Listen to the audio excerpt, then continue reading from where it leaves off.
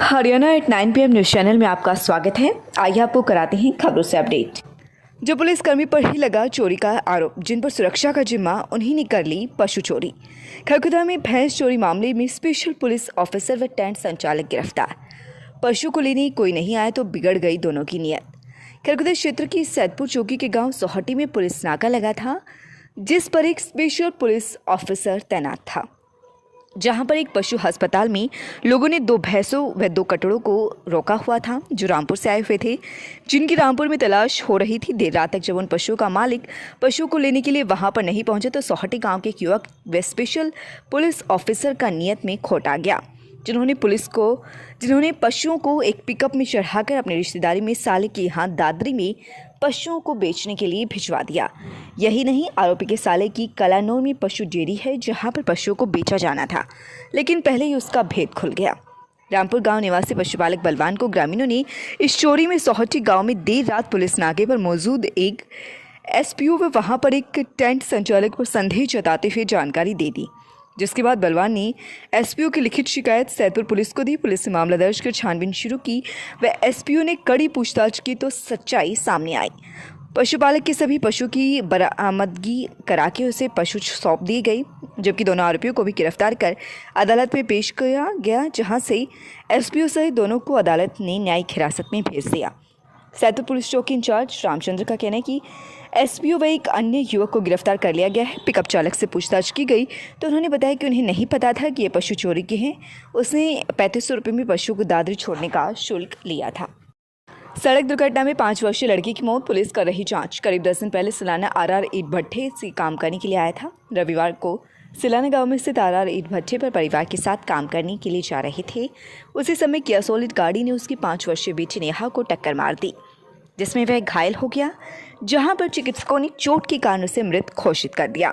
लड़की के पिता कमलेश ने मामले की शिकायत फरमाना पुलिस चौकी में दी है। पुलिस ने मामला दर्ज कर मामले की छानबीन शुरू कर दी है।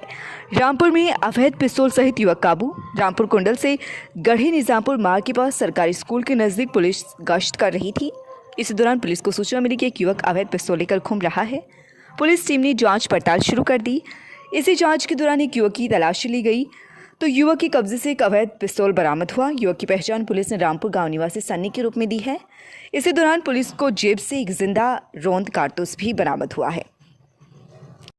1.5 महीने से खुदा पड़ा है मैनहोल। एसडीएम से मिले बस्तीवासी, ग्रामीणों के सामने मौके पर बुलाए जन स्वास्थ्य विभाग के अधिकारी, 10 दिन का समय मांगा। सोमवार को मटिंडू मार्ग पर अधूरे पड़े सीवरेज मैनहोल की 20 फुट गहरे गड्ढे से पिछले 1.5 महीने से परेशान वार्डवासियों ने एसडीएम संजय बिश्नोई से मिलकर समाधान की मांग की। एसडीएम ने मौके पर जन स्वास्थ्य विभाग के अधिकारियों को बुलाकर ग्रामीणों के साथ पूरे मामले की गंभीरता से सुनवाई की। जन स्वास्थ्य विभाग की एसडीओ सुदेश कुमारी मौके पर पहुंची। उन्होंने दावा किया कि जल सत्र ऊपर आने के कारण परेशानी हुई है। 15 फीट जल सत्र कम किया जा चुका है। इस हिसाब से आगामी 10 दिनों के अंदर सीमेंटेड मैनहोल बनाकर तैयार कर दिया जाएगा। इसके साथ ही एसडीओ सुदेश ने कहा कि इस एरिया में जहां पर पेयजल सप्लाई बाधित है, वहां अगर कोई भी बस्तीवासी पेयजल के लिए डिमांड करेगा तो तत्काल पानी का टैंकर वहां पर भिजवा दिया जाएगा। खरखुदा मटिंडू मार्ग पर बरसाती सीजन से ही सीवरेज लाइन ठप पड़ी हुई है। एक मैनहोल को दोबारा से बनाने का काम शुरू किया था, जिसके चलते पिछले 1.5 महीने से मटिंडू मार्ग बंद है। एक बस्ती की पेयजल सप्लाई भी बाधित है।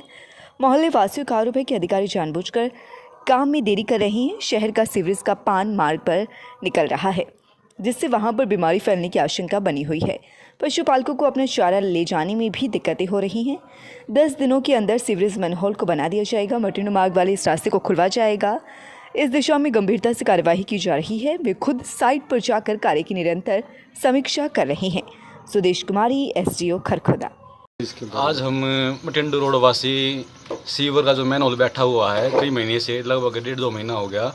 इस संदर्भ में हम एसडीएम से मिले थे और उन्होंने आश्वासन दिया हमें कि जल्दी जल्दी ठीक करवा जाएगा। और पब्लिक हेल्थ की एसडीओ सुदेश कुमारी से मिले, उन्होंने आश्वासन दिया कि 10 दिन के अंदर इसको ठीक करा दिया जाएगा। लेकिन हमें नहीं लगता कि ये 1 महीने या 1.5 महीने के अंदर भी ठीक हो जाए, क्योंकि यहाँ इतना बुरा हाल हो चुका, पानी का नाले ओवरफ्लो हो चुके हैं, मच्छर गंदगी इतनी फैल चुकी है रोड पर कि बहुत बुरा हाल। और स्कूल की बस भी बंद हो चुकी है। हमें बच्चों को 1-1.5-2 किलोमीटर दूर छोड़ने जाना पड़ता है बच्चों को। हम बहुत परेशान हो चुके हैं और आने जाने वालों की भी बहुत परेशानी हो चुकी है। कई गाँव का रास्ता लगता है, उनको घूम के बाईपास से कई तरह के गलियों से घूम कर आना पड़ता है।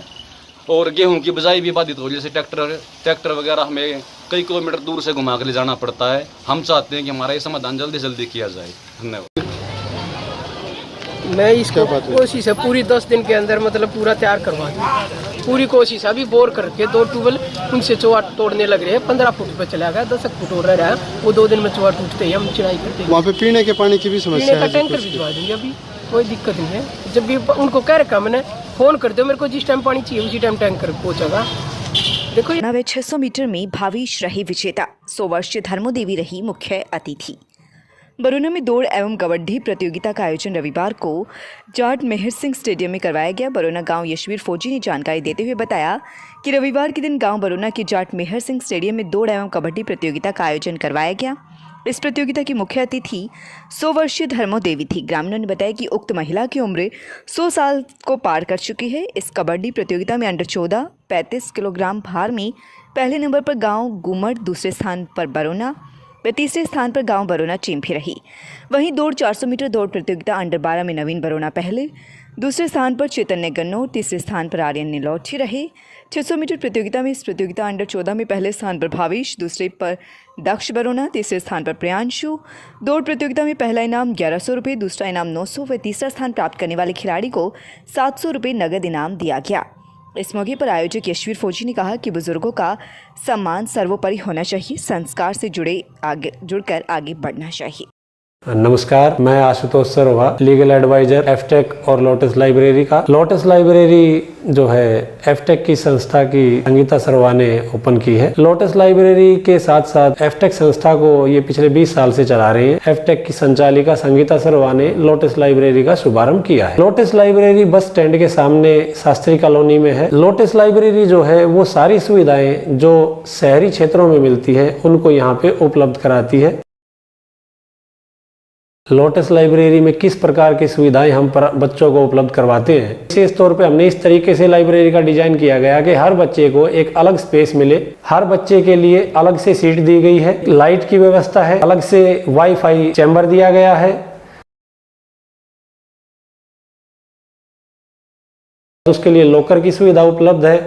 हाई स्पीड वाईफाई हमने लगवाया है। यहाँ पे बच्चा मोबाइल से पढ़ता है, कई बार बच्चा टैब से पढ़ता है या लैपटॉप का प्रयोग करता है, तो हमने हर सीट पे बच्चे के लिए चार्जर का और बिजली के कनेक्शन का जो है फैसिलिटी भी उपलब्ध करवाई है।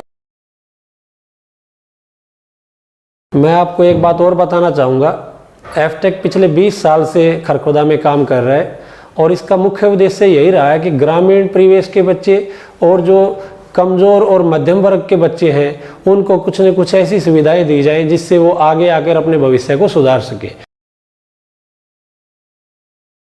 कि लोटस लाइब्रेरी में भी हम उन बच्चों का विशेष ध्यान रखेंगे जो मध्यम और कमज़ोर वर्ग से आते हैं और फीस को पूरे तरीके से नहीं दे पाते हैं। उन बच्चों के लिए लाइब्रेरी में विशेष सुविधाएं दी गई हैं। कुछ स्पेशल ऑफर्स भी हैं, वो बच्चे आएँ और उन सुविधा का लाभ उठाएं। उसमें हम आपका हर तरीके से सहयोग करेंगे जो हमारे से बन पड़ेगा। धन्यवाद। लगातार खबरों से बनी रहने के लिए चैनल को लाइक, सब्सक्राइब और शेयर जरूर करें। धन्यवाद।